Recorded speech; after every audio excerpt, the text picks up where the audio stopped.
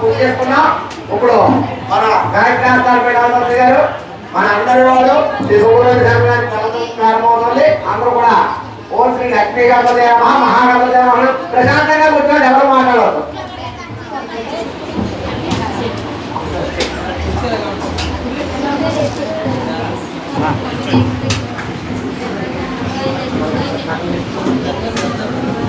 గణేశాయ నమః. మాలాంకుండీం చఢముర్రం శూలం శంఖం సుదర్శనం దదానం భక్తవరదం దత్తాత్రేయం నమామ్యహం. హ్రీంకారాసనగర్భితానలశిఖాం సౌక్లీం కళాం బిభ్రతీం సౌవర్ణాం వరదారుణీం వరసుదాం దౌతాం త్రినేత్రోజ్వలాం వందే పుస్తకభాషమం కుశధరాం సద్భూషితాముజ్వలాం త్వాం గౌరీం త్రిపురాం పరాత్పరకలాం శ్రీచక్ర సంచారిణీ. భగవతానుగ్రహం చేత మనం అందరం కూడా చక్కని గణపతిని, లక్ష్మీ గణపతిని నిర్మించుకుని నిజంగా ఎంత పునీతులం అయ్యామంటే అంత పునీతులం అయ్యాం. ఎందుకంటే ఒకటి గుర్తుపెట్టుకోండి, ఒక ఊరికైనా ఒక కుటుంబానికైనా కావలసినది ఏమిటి అంటే కనుక దైవబలం కావాలి. ప్రతి మనిషి జీవితంలోనూ కూడా అన్నం ఉండొచ్చు, బంధువులు ఉండొచ్చు, డబ్బు ఉండొచ్చు, సిరు ఉండొచ్చు, సంపద ఎన్నైనా ఉండొచ్చు, రాజకీయపరమైనటువంటి పదం ఉండొచ్చు. కానీ వాటన్నిటికన్నా గొప్పది ఏమిటి మనిషికి అంటే మనశ్శాంతి. అవునా కదా? ప్రశాంతత లేని తిండి ఉపయోగం ఏమైనా ఉందా? ప్రశాంతత లేని డబ్బుతో ఉపయోగం ఏమైనా ఉందా? ప్రశాంతత లేని సంబంధాలతో ఉపయోగం ఏదైనా ఉందా? మీకు స్నేహితుడు ఉన్నాడో, లేకపోతే ఇంటి పక్కింటి ఆవిడో పొరుగింటి ఆవిడో స్నేహితురాలు, ఆవిడతో మీకు సుఖం లేదు, మనశ్శాంతి లేదు, ఏమైనా ప్రయోజనం ఉందా? ఆవిడ వచ్చిందంటే చాలు ఏదో ఒక పిచ్చి విషయం చెప్తుంది, అది తెలుసుకున్నప్పటికీ బుర్రపాడవుతుంది, మనకి ఏమైనా సుఖం ఉందా? అంటే ప్రశాంతత లేని ఏది మనకి ఉపయోగం లేనట్టుగానే ఎన్ని ఉన్నా కూడా ఏదైతే మనకి ప్రశాంతతనిస్తుందో, ఆనందాన్ని ఇస్తుందో, సంతోషాన్ని ఇస్తుందో అదే దైవ బలం. అది ఇంట్లో పూజా మందిరం అవ్వచ్చు, లేదా మన కాలనీలో ఉండేటటువంటి గణపతి మందిరం అవ్వచ్చు. ఏదైనా ఆలయం అనేటటువంటిది ఉంది అంటే ఆ ఆలయం మనకి ఎంత ఖర్చు పెట్టినా ఇవ్వనటువంటి మనశ్శాంతిని, ఆనందాన్ని, సంతోషాన్ని ఇస్తుంది. అయితే మన లోపల కూడా ఒక ఆలయం ఉంది శరీరంలో. ఆ ఆలయాన్ని మనం గమనించుకోలేకపోతున్నాం. హృదయాలయం అదే. ప్రతి మనిషి జీవితంలోనూ ఒక గుడిలో ఒక హృదయంలో ఒక గుడి ఉంటుంది. ఆ గుడిలో వాడికి మనశ్శాంతి దొరుకుతుంది, ఇంకెక్కడ దొరకదు. అవునా కదా? మీకు మనశ్శాంతి ఎక్కడ దొరుకుతుంది? మీ మనస్సులో ఉండే గుడిలో దొరుకుతుంది. అక్కడ దొరకనప్పుడు ఎక్కడికి వస్తాం? ఇలాంటి గుడిలోకి వస్తాం. అవునా కదా? అక్కడ దొరకడానికి కారణం ఇక్కడ తెలుస్తుంది మీకు ఇలాంటి గుడిలోకి వచ్చినప్పుడు, మాలాంటి వాళ్ళని చెప్పడం వల్ల. అంతే కదా లాజిక్? అంచేత ప్రతి మనిషి జీవితంలోనూ కూడా హృదయంలో ఉండేటటువంటి ప్రశాంతతని, ఆనందాన్ని పొందడానికి ఇలాంటి ఆలయాలు చాలా ముఖ్యం. అయితే మన జనార్దన్ గారు, మా పీఠబ్రహ్మ గారైనా ఇక్కడ మీ అందరికీ కూడా వ్యవస్థాపకులు, ఈ ఆలయాన్ని బాధ్యతగా తీసుకుని ఇక్కడ జరిగే కార్యక్రమాలన్నీ కూడా నిర్వర్తింపజేస్తూ మీ అందరికీ ఆలయానికి సంబంధించినటువంటి ఆగమశాస్త్ర ప్రకారంగా ఒక వార్షికోత్సవం రోజున ఏం చేయాలి, పలానా రోజు ఏం చేయాలి, దీని డెవలప్మెంట్కి ఏం చేయాలి, ఇక్కడ ఏ కృతో చేయాలి చెబుతూ ఒక ఆదర్శవంతంగా, ఒక వ్యవస్థపూర్వకంగా, ఒక బాధ్యతగా ఉంటూ మీ అందరికీ కూడా వ్యవహారం చేస్తున్నారు మహానుభావులైన. అలాంటి పూజారి గారు దొరకడం, అలాంటి జనార్దన స్వామి వారు కూడా దొరకడం మీ అదృష్టం. ఎందుకంటే ఒక బాధ్యతగా చేసేవాళ్ళు ఎవరు లేదు ఈ రోజుల్లో. కబాబం ఆయన చాలా ఎక్కడ చేసినా అలా బాధ్యతగా చేస్తారు. మొత్తం గ్రామంలో ఉండేటటువంటి అన్నీ సగం ఆయనే, మొత్తం అంతా కూడాను అన్ని బాధ్యతలు ఆయనవే. సరే, ఏది ఏమైనా మనం కూడా ఒక సత్సంగంగా పెట్టుకుని ఈ ఆలయం కట్టేయడమే కాకుండా, ఆలయం కట్టేసి వదిలేయడమే కాకుండా, ఆలయాన్ని ఎలా రక్షించాలో, ఎలా పోషించాలో, ఎలా దాన్ని దినదిన ప్రవర్ధమానం చేయాలో అవన్నీ కూడా చేస్తూ ఉండడం అన్ని చోట్ల జరగవు. ఎప్పుడైనా ఒక గుర్తుపెట్టుకోండి, ఆలయం ఎలాంటిది అంటే మనం ఒక పిల్లాన్ని కంటే మనకి ఎంత బాధ్యత వస్తుందో ఆలయాన్ని కట్టినా మనకు అంతే బాధ్యత రావాలి, అంతే బాధ్యతతో ఉండాలి. అర్థమైందా? పిల్లాన్ని కన్న తర్వాత మనం పాలు కూడా వదిలేస్తామా? అన్నం పెట్టకుండా వదిలేస్తామా? దాన్ని సంరక్షించకుండా వదిలేస్తామా? అలాగే గుడి కూడా అంతే. గుడి కట్టాము అంటే కట్టేసాం, సంవత్సరానికి ఒకసారి దీపం పెట్టాం, సంవత్సరానికి ఒకసారి ఏదో వార్షికోత్సవం చేసామంటే కాదు. నిత్యము దాని ధూపదీప నైవేద్యాలు, ఆరాధన, రక్షణ, పోషణ చేస్తేనే ఆ ఆలయం కట్టిన వాడికి ప్రయోజనం. అలా కాకుండా కట్టిన ఆలయాల వల్ల ఏంటో తెలుసా? దుష్ప్రయోజనం. అంతేకాదు, ఇంకా తిరిగి ఆలయంలో ఉండే మూర్తి తిరిగి మనం ఏ సేవ చేయకపోయినా, ఏ పూజ చేయకుండా బూజులు పట్టించేసామంటే దానివల్ల వచ్చేటటువంటి కీడు మనకే తగులుతుంది మళ్ళీ మనకి. అర్థమైందా? అందుచేతే ఆలయం కట్టేమో అంటే కట్టాలి అన్నప్పుడే భయం రావాలి మనకి. ఏంటో భయం? మన జీవితాంతం చూడగలమా? మన చుట్టుపక్కల ఉన్న వాళ్ళు చూడగలరా? అందరూ మనం సమిష్టిగా చేయగలమా? ఇంట్లో ఉండేటటువంటి మందిరంలో మనమే పూజ చేస్తాం, కానీ ఆలయం అలా కాదు, ఒక్కడిది కాదు ఇది. ఆ చుట్టుపక్కల ఉన్న కమిటీ వాళ్ళందరిది బాధ్యత, చుట్టుపక్కల ఉన్న గ్రామానంతటిది బాధ్యత. ఇది నాది కాదు, ఎవడో కట్టాడు, ఎవడో దానం ఇచ్చాడు, ఎవడో దాత, సంబంధం లేదు. ఎవడో దానం ఇచ్చినా, ఎవడో ఇచ్చేసినా నీ సరౌండింగ్లో ఉంది అంటే ఆ ఆలయం యొక్క సంపూర్తిపరమైనటువంటి శక్తి నువ్వు అనుభవిస్తున్నావు. కాబట్టి దాని బాధ్యత నీదే.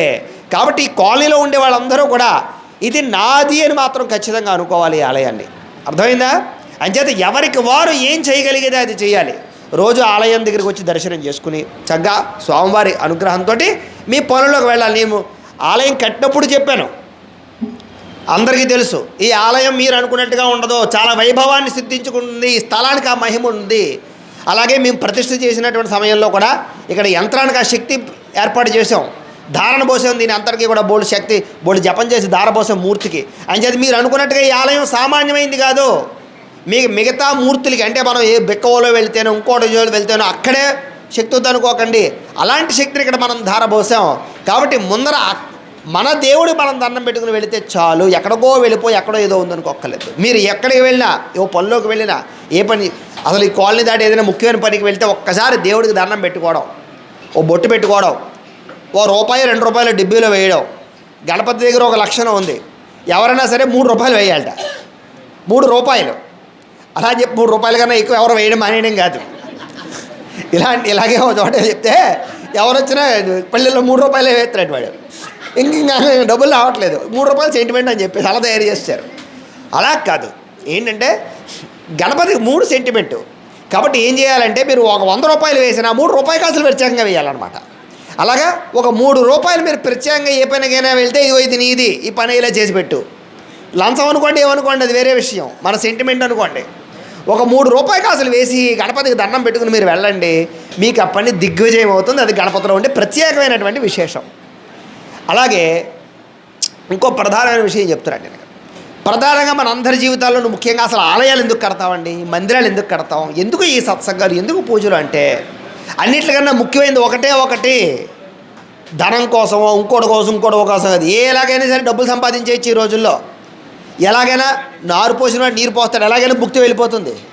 ఈ రోజుల్లో మనకి గవర్నమెంటే శుభ్రంగా అన్ని రకాల ఉచిత పథకాలు ఇచ్చేసి ఏమీ లేనివాడు కూడా శుభ్రంగా పెడుతోంది. దానికి కాదు ఇప్పుడు మనకి లోటు, మనందరికీ ఇప్పుడున్న లోటు ఏమిట్రా అంటే ఆందోళన, భయము.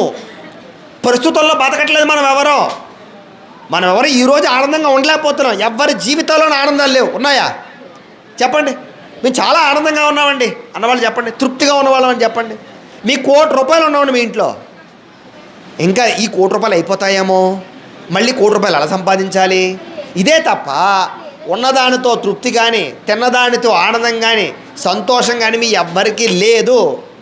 ఈ లేకపోవడానికి గల కారణం ఏమిటి? అది తెలుసుకుంటే చాలు, ఇంకేం అవసరం లేదు.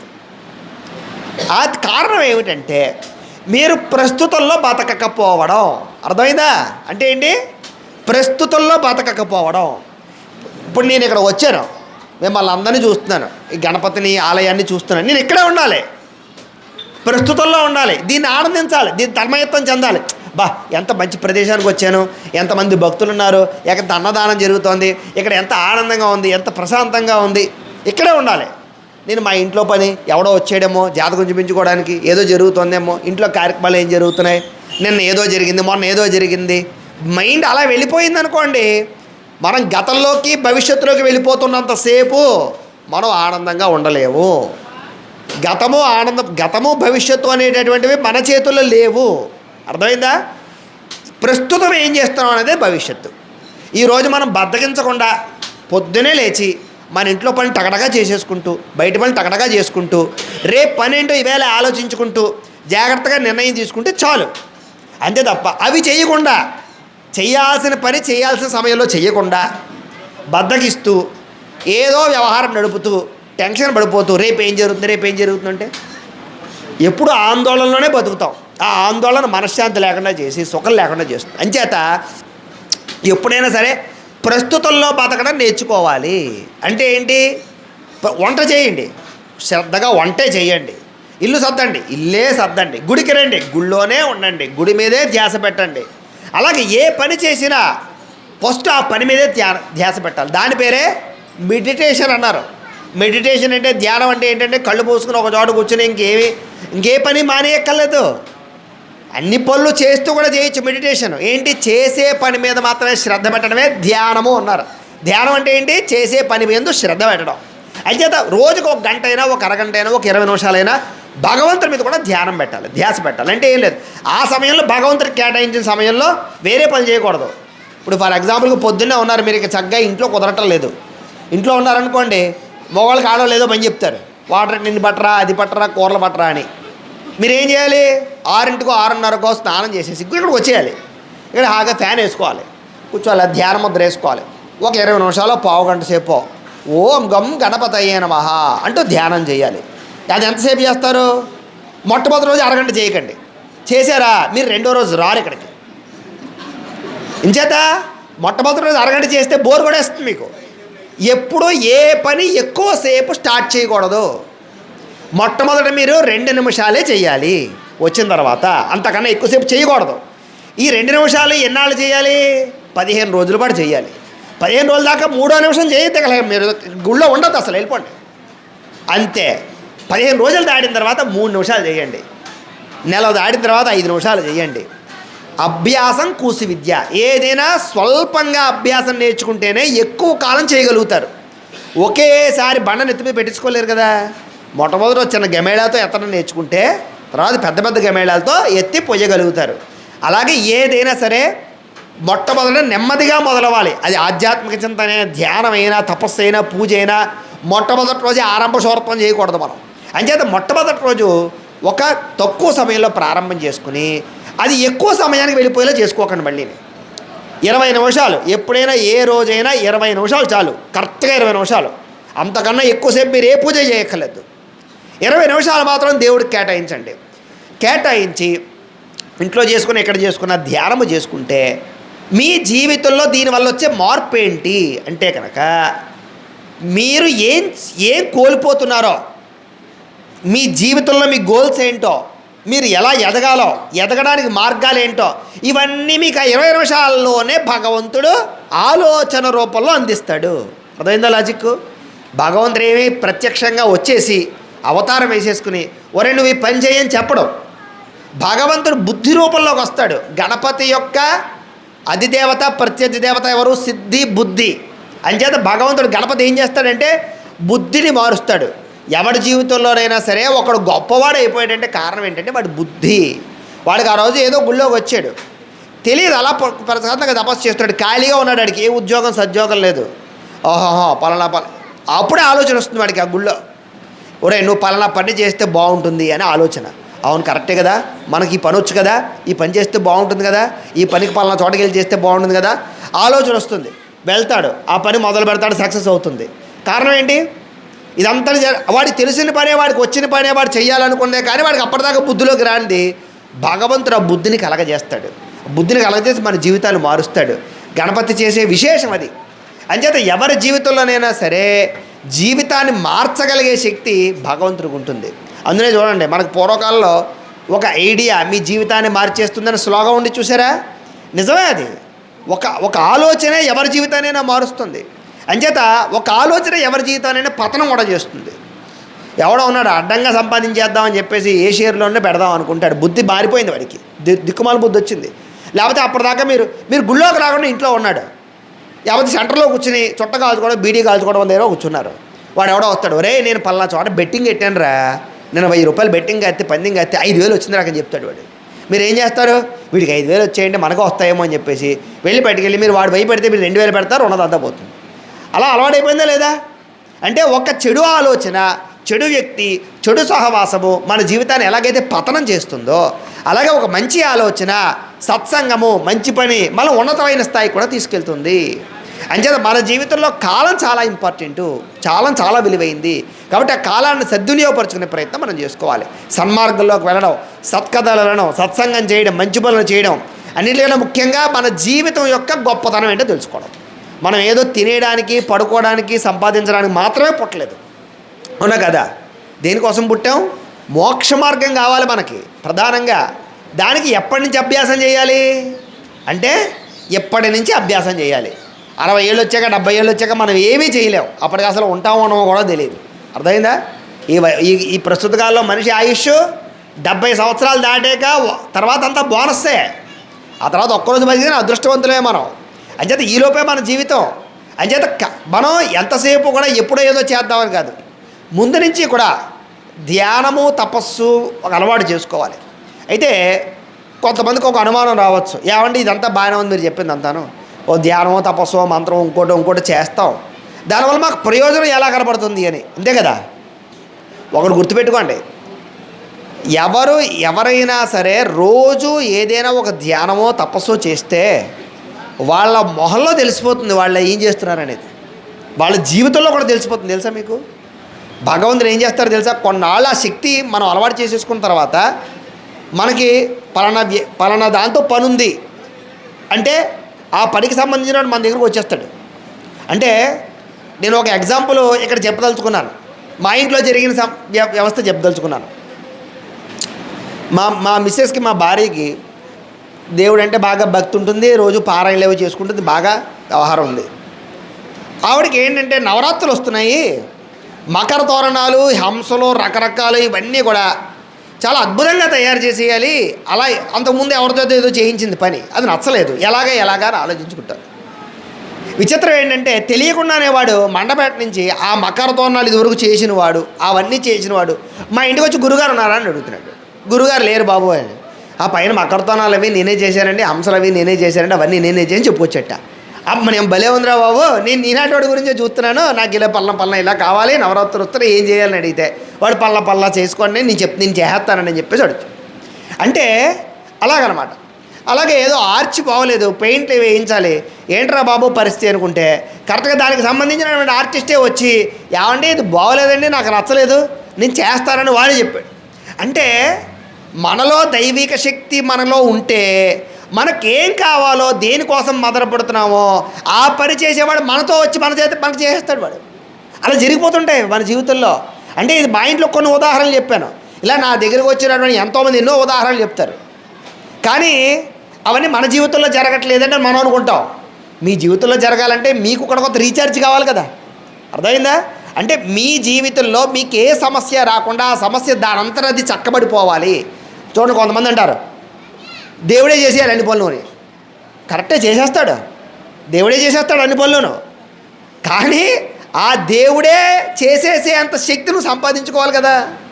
దానికి ఒక తపస్సు చేయడమో, ఒక మంత్రం పట్టుకోవడమో, ఒక దేవుడిని పట్టుకోవడమో, ఒక నామం పట్టుకోవడమో చేస్తూ ఉంటే నీకు ఆ సమస్య రాకుండా త్రుటిలోనే ఆ సమస్య పోతుంది. మొన్న ఇది కూడా ఒక ఉదాహరణే. ఒక ఆయన ఉన్నాడు, నా శిష్యుడు, బాగా శిష్యుడు. ఎప్పటి నుంచి శిష్యుడు అంటే 5 సంవత్సరాల నుంచి శిష్యుడు నాకు. అతను జర్మనీ వెళ్ళడానికి నేను పూజలు అవి చేయించాను. వేసాది రాకపోతే వచ్చింది, వెళ్ళాడు, అక్కడ కూడా బాగా సెటిల్ అయ్యాడు. సరే అంతా బాగానే ఉంది, కార్యక్రమం అయిపోయింది. అప్పుడప్పుడు నన్ను పలకరిస్తూ ఉంటాడు, ఎప్పుడో ఒకసారి జనవరి 1కి విశేషాలు చెప్తుంటాడు. అయిపోయింది. సడన్గా ఏంటంటే ఒకసారి మొన్న ఈ మధ్యకాలంలోనే గట్టిగా ఒక 2 నెలల క్రితమో నెలల క్రితమో అతనికి విపరీతమైన కడుపు నొప్పి వచ్చేస్తుంది. ఎందుకు కడుపు నొప్పి వస్తుంది తెలియదు, రోజు వచ్చేస్తుంది. గ్యాస్ మాత్రలని, ఆ మాత్రలని, ఇంకోటని ఎన్నో చేశాడు, వైద్యం అవ్వలేదు. అక్కడే ఉన్నాడు, జర్మనీలోనే ఉన్నాడు. అక్కడ డాక్టర్ దగ్గరికి వెళ్ళాడు వాడు.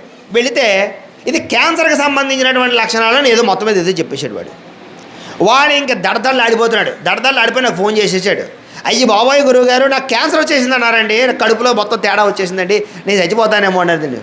అరే నువ్వు కంగారు పడగరా బాబు, ఫస్ట్ నువ్వు ప్రశాంతంగా ఉండు, నేను ఏం జరిగిందో నేను చూస్తాను, దానికి ఏం చేయాలో నేను చెప్తాను అని చెప్పి మొత్తం మీద జాతకాలు అవి చూసేవరకు కంగారు పడగరా, నీకు సమస్య అయితే కొంచెం తీవ్రంగానే కనపడుతోంది కానీ నీకు ఆ పరిస్థితి లేకుండా నేను చేస్తాను, నువ్వు నేను చెప్పినటువంటి కొన్ని పనులు నువ్వు చేయి, ఈ పనులు నువ్వు చేయి, మిగతాది నేను చేస్తానన్నాడు. అలా కాదు గురుగారు, ఇక్కడ వైద్యం నాకు చాలా భయం వేస్తుందండి. అక్కడ ఇతర దేశాలు ఏంటంటే వైద్యం చాలా చండాలం. మనం ఎంత అదృష్టవంతులు అంటే మనకి డాక్టర్ దగ్గరికి వెళ్తే అన్ని రకాల వైద్యాలు చేస్తారు, ఆపరేషన్ ఒకటి టింగ్ మంది చేసేస్తారు. ఆ దేశాల్లో అలా కాదు, డాక్టర్ కన్సల్టెన్సీయే 2 నెలలు 3 నెలలు వెయిట్ చేయాలి. అది కూడా నీ జబ్బు తీవ్రంగా ఉంటేనే వాడు అపాయింట్మెంట్ ఇస్తాడు. జబ్బు చిన్న జబ్బులు అయితే పట్టించుకోరు వాళ్ళు. అక్కడ చాలా భయంకరంగా ఉంటుంది అక్కడ పరిస్థితి.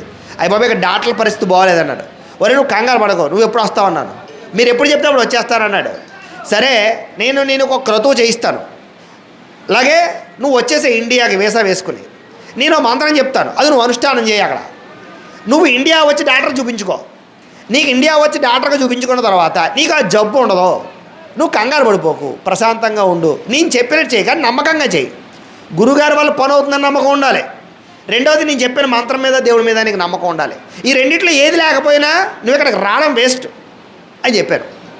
వాడికి ఎప్పటి నుంచో గతంలో పని అయిన కారణం చేత నా మీద నమ్మకం ఉందిలేండి.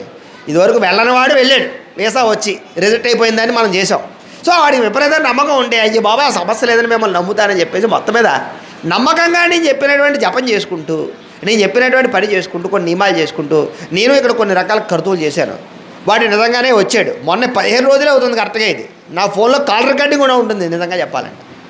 వచ్చాడు, డాక్టర్ గారి దగ్గరికి వెళ్ళాడు, చూపించుకున్నాడు. ఏమిటి పరిస్థితి అన్నాడు. వాడికి కిడ్నీలో రాళ్ళు, గాల్ ప్లాటర్లో రాళ్ళు ఉన్నాయి ఎంతకని వాడికి. ఎందుకని అది ఎంతకీ క్యాన్సర్ కాదు, ఏమీ కాదు. మరి అదేంటి అక్కడ నేను టెస్ట్ చేయించుకుంటే క్యాన్సర్ అని చెప్పారంటే అది మాయ, భగవంతుడు చేసిన మాయ. అక్కడ క్యాన్సర్ అయింది, ఇక్కడ గాల్ బ్లాడర్లో రాళ్ళలా మారిపోయే చిన్న సమస్య అయిపోయింది. అది చిన్న ఆపరేషన్ ఏంటండి, చేసేస్తే పోతుంటండి, వారం రోజులు మళ్ళీ తిరిగి నేను వెళ్ళిపోవచ్చటండి. ఇప్పుడు ఏంట్రా నాయన అర్థమైందా నీకు పరిస్థితి? అయ్యో బాబాయ్ గురుగారు, సామాన్యమైన వ్యవస్థ కాదండి, భగవంతుడు నమ్ముకుంటే ఉన్నాడు అంటే. ఇలాగ చెప్తే 100 ఎగ్జాంపుల్స్ నా దగ్గర ఉంటాయి, ఎందుకంటే నేను రోజు చూస్తాను కాబట్టి. అంటే ఇదంతా ఎందుకు వృత్తాంతం చెప్పానంటే, మనకి భగవంతుడిని పూజించడం వల్ల, ఒక ధ్యానం చేయడం వల్ల ఏదైనా ఫలితం కలుగుతుందా అంటే ఇలాగే కలుగుతుంది. పెద్ద సమస్యను తీసుకెళ్ళి చిన్న సమస్యని చేసి పాడేసే శక్తి భగవంతుడికి ఉంటుంది. కానీ మనం అది గమనించుకోవాలి. మన జీవితంలో కూడా అంతే. ఎన్నో రకాల యాక్సిడెంట్లు తప్పించుకుని ఎంతోమంది చూశాను నేను. కాకపోతే అది ఇన్స్టెంట్గా రాదు, మనం ముందు నుంచి చేసినటువంటి పూజా మహిమ అప్పుడు కాస్తుంది. కానీ ఈవేళ బయలుదేరుతావు అనగా ఏదో దేవుడు దండం పెట్టేశాను కాబట్టి ఈవేళ నాకేం అవ్వకూడదు, ఈవేళ దేవుడు కొబ్బరికాయ కొట్టి బయలుదేరాను కాబట్టి నాకేం అవ్వకూడదంటే అలా అవ్వదు. మనం ముందు నుంచి ఆ శక్తి మనం సంపాదించుకోగలిగితేనే రేపొద్దున భగవంతుడు అనేవాడు మనల్ని కాస్తాడు. కాబట్టి ఆ శక్తి సంపాదించుకోవడానికి మార్గాలే ఈ కేంద్ర బిందువులు, ఈ ఆలయాలు. కాబట్టి మనకి ఇలాంటి అదృష్టమైన మంచి అవకాశం దొరికింది. అన్నిటికన్నా మన ఊర్లో వాళ్ళు ఎంత అదృష్టవంతులో తెలుసా? మన ఊర్లో ఉన్నంత అద్భుతమైన సత్సంగం ఎక్కడైనా ఉందా? గీతా సత్సంగం మన ఊళ్ళో, ఇలాంటి గీతా సత్సంగం మన ఊళ్ళో ఉండడం, దానికి మీ అందరూ వెళుతూ ఉండడం, దాంట్లో విద్య నేర్చుకుంటూ ఉండడం, ఇది నిజంగా ఈ అన్ని ఊళ్ళలో లేదు, ఇది రాదు, అసంభవం. మన ఊళ్ళో అదృష్టవంతులు పుణ్యాత్ములు పుట్టారు. మన శివారెడ్డి లాంటి వాళ్ళు దానికి అనుసరిస్తున్నారు, ఒక సపోర్ట్గా చేసుకున్నారు. రామకృష్ణారెడ్డి గారు ఊరు కావచ్చు, ఇంకో రావచ్చు, వాళ్ళందరూ ఆలయాలు పట్టుకుని మీ బలవంతంగా మీ చేత రప్పించి ఏదో ఒక భజన నామో చెప్పిస్తున్నారు. మాలాంటి వాళ్ళు చేద్దామన్న పాపం ఆశ ఉంటుంది మాకు, కానీ కుదరదు. ఈవేళ ఇక్కడికి రావడానికి నేను 10 గంటల నుంచి 30 మంది వచ్చారు ఇంటి దగ్గర. ఒక 5 నిమిషాలు కూర్చోండి రాని వచ్చేసాను. ఇప్పుడు చెప్దామన్నా మాలాంటి వాళ్ళకి అవకాశం లేదు. కానీ అవకాశం ఉన్న మహానుభావులు మీ అందరికీ దొరికారు. ఎవడో ఒకడు వచ్చి ఏదో ఒకటి చేయాలన్నా కానీ మీరు వస్తారు ఇక్కడికి. ఎవడో రాకపోతే మీరు మాత్రం రావాలనిపిస్తుందా? అంచేత అలాంటి సత్పురుషులు రావడం, మన ఊళ్ళో ఇవన్నీ సత్కార్యక్రమాలు జరగడం ఎంతో అదృష్టం. మనందరం పునీతులం, కానీ దాన్ని వినియోగించుకోలేకపోతున్నాం సరిగ్గా. మనం అర్థమైందా? దాన్ని మనం సరిగ్గా వినియోగించుకుని మన జీవితాన్ని చరితార్థం చేసుకున్నట్లయితే మీకు ఎక్కడా లభించిన ఆనందం ఇక్కడే లభిస్తుంది, ఎక్కడా లభించిన సంతోషం, ప్రశాంతత ఇక్కడే లభిస్తుంది. అన్నిటికన్నా ముఖ్యమైనది ఒక్కటి గుర్తుపెట్టుకోవడం జీవితంలో, ప్రశాంతత, ఆనందం. ఇదే కావాలి. ఇది మనకి లేదు, భవిష్యత్తులో రాదు. కారణం ఏంటంటే మన జీవితం అలా అయిపోయాయి. మనం పోటీలో ఉన్నాం, పక్కోడి కన్నా ఎక్కువ సంపాదించాలి, పక్కవాడి కన్నా గొప్పవాడు అయిపోవాలి. ఈ పోటీలోనే ఉన్నాం, ఈ పోటీలోనే బతుకుతాం. కారణం ఒకటి ఉంది. మీరు సైకిల్ వేసిన ఎవరింటికైనా వెళ్ళండి, లోపలికి కలిసి సరిగ్గా రమ్మని కూడా అన్నారు. మీరు మంచి కారు వేసుకెళ్ళండి, లోపలికి రగ్గలాడతారు, కుర్చీలు వేసేస్తారు, కాఫీలు ఇచ్చేస్తారు, మర్యాదలు చేసేస్తారు, అద్భుతం. ఇంకా మీరు వెళ్ళేదాకా వేరే పనిలోకి వెళ్ళరు. సో సమాజం తయారైపోయింది, మనం చూసే కోణం మారిపోయింది సమాజంలో. కాబట్టి ఆ పోటీ తప్పదు. ప్రయాణం తప్పదు, యంత్రం తప్పదు. కానీ అందులో మనం వెతుక్కోవాల్సిన మన జీవితం కొంత ఉంది. ఆ జీవితాన్ని వెతుక్కోవడానికి ఆలయాలు కావాలి, సత్స కార్యక్రమాలు కావాలి. కాబట్టి చక్కగా ఇలాంటి కార్యక్రమాలు చేసుకుని కాలాతీతం అవుతుంది. కాబట్టి మళ్ళీ మనకు భగవంతుడు అవకాశం ఇచ్చినప్పుడు చాలా మంచి మంచి విషయాలు చెప్పుకునే ప్రయత్నం చేద్దాం. ఈలోపు మీకు ఎలాగ మా జనార్దన స్వామి వారు, మీ సత్సంగ సభ్యులు మంచి విషయాలు ఎలాగ చెప్తూనే ఉంటారు. చక్కగా విని ఆచరించి మీరు అందరూ ధర్మ మార్గంలో ఉండాలి అని, అలాగే ఈ ఆలయం కూడా ఎంతో అభివృద్ధి చెందాలి అని, ఇంకా భవిష్యత్తులో ఇంకా ఒక స్థాయికి వెళ్ళాలి అని మనస్ఫూర్తిగా ఆశిస్తూ అవుతుంది. అవ్వకుండా ఏముండదు. ఎందుకంటే మీ అందరూ దాని దగ్గర కృషి చేస్తున్నారు.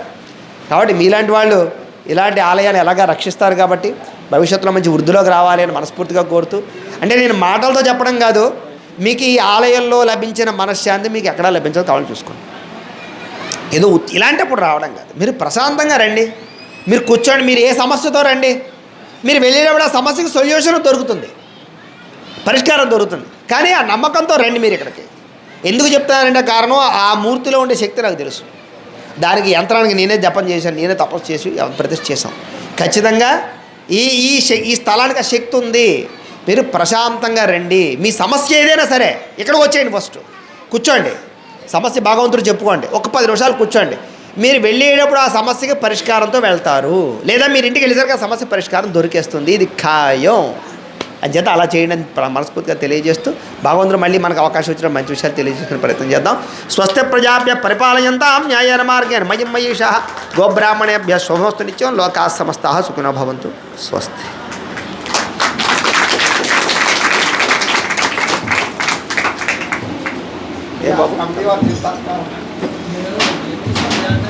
కమిటీ వారు శివ సత్కార కార్యక్రమాలు ఏర్పాటు చేయవలసిందిగా కోరుతున్నాం.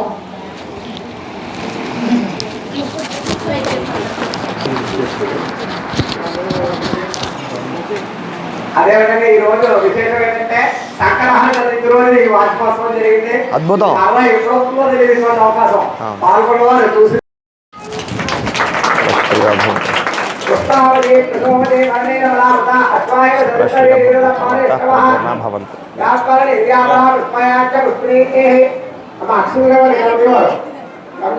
అక్షతలు అందులో ఉండేది ఉండండి. అక్షతలు ఒకటి తీసుకోండి సార్. సకలశ్రేయ వరసిద్ధనాయక స్వామి సంపూర్ణ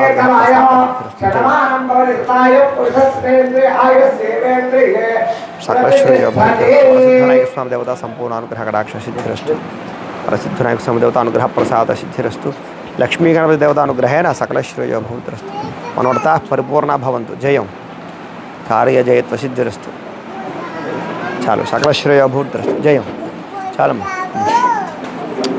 పరసిద్ధనాయక స్వామి దేవత సంపూర్ణానుగ్రహ కటాక్ష సిద్ధిరస్తు. మనోర్తా పరిపూర్ణ భవంతు. బాగున్నావమ్మా? జయం. ఇదే సెలైనది పెట్టారా ఏంటి? అయ్యో. సకలశ్రేయ భూతరస్తు. మనోర్తా పరిపూర్ణ భవంతు. పరసిద్ధనాయక స్వామి దేవతానుగ్రహ ప్రసాద సిద్ధిరస్తు. దేవతానుగ్రహ ప్రసాద సిద్ధిరస్తు. సకలశ్రేయ మనోరథాః పరిపూర్ణా భవంతు. కార్యజయత్వ సిద్ధిరస్తు. పరసిద్ధనాయక స్వామి దేవతానుగ్రహ ప్రసాద సిద్ధిరస్తు. రాయమ్మ నా దగ్గర ఎలా పెట్టేది చెప్తాను. సకలశ్రేయ భూతరస్తు. గణపతి దేవతానుగ్రహ ప్రసాద సిద్ధిరస్తు. పరసిద్ధనాయక స్వామి దేవతానుగ్రహ ప్రసాద సిద్ధిరస్తు. గణపతి దేవతానుగ్రహ సిద్ధిరస్తు. పరసిద్ధనాయక స్వామి దేవతానుగ్రహ ప్రసాద. లక్ష్మీ గణపతి దేవతానుగ్రహ ప్రసాద.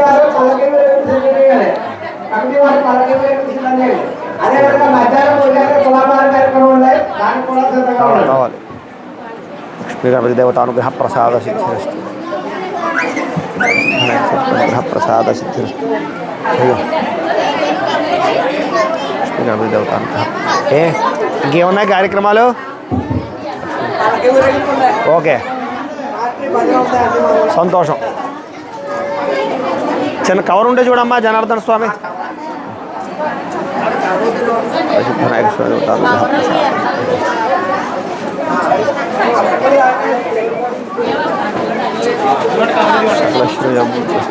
అది బాగుంది. అది పెట్టు, అందులో పెట్టండి.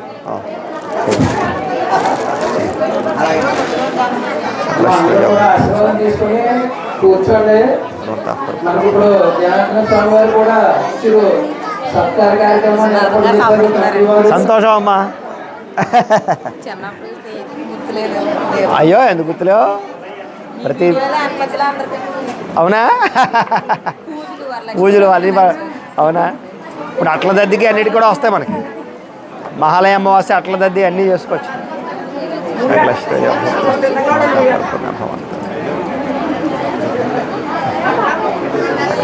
భూద్రస్తు ప్రసిద్ధరాయ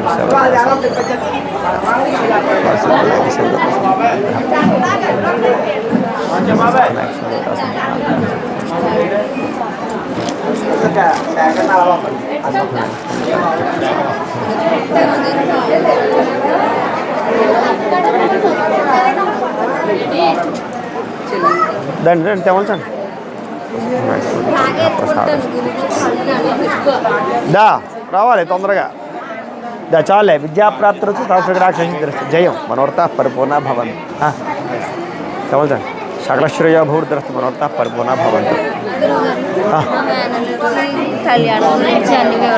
డేట్ ఆఫ్ బర్త్ ఉందా పట్టరండి చూస్తాను సాయంత్రం కానీ రేపు కానీ వచ్చేసి చూసాను నేను ఉంటాను ఎమ్మ చూసేద్దాం ఎమ్మ రెండు తొందరగా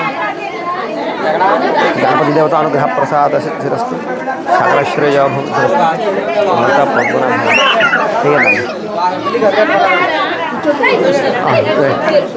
రావాలి